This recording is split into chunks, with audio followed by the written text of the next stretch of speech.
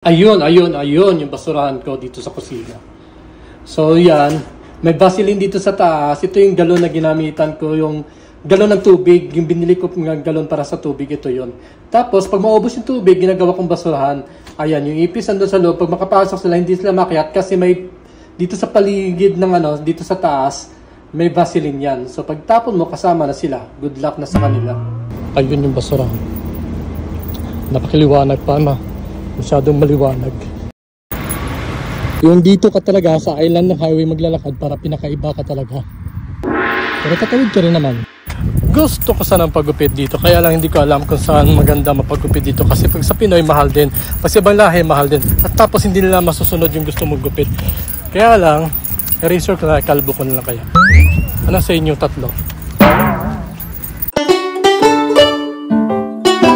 Ito lang ako sa may likod ng Ramania. Ayan yung Ramania Mall. Maliit lang yan. Ito yung Kadiwa na tindahan. So pag galagala, alam mo na ako dito sa likod, hanap ng paggupitan, pero parang walang magandang paggupitan dito. Later na lang magtatanong ako.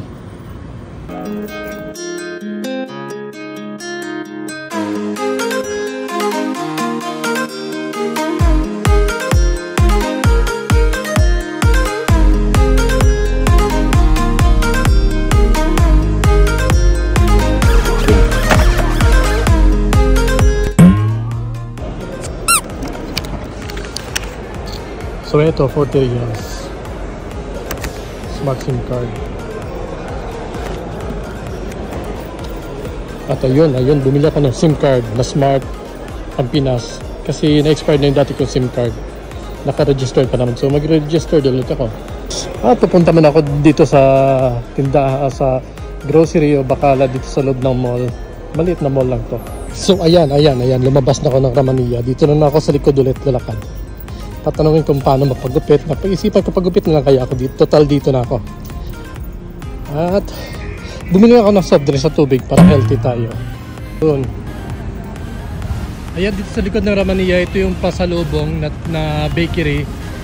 Parang bakery siya pero pwede kainan doon sa loob.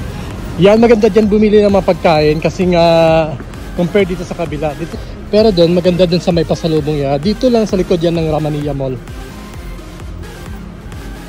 So yan na, withdraw ko. Dito yung long hair ko. Paputulan ko na. Mainit. Ayan, dito ko mapapagupit.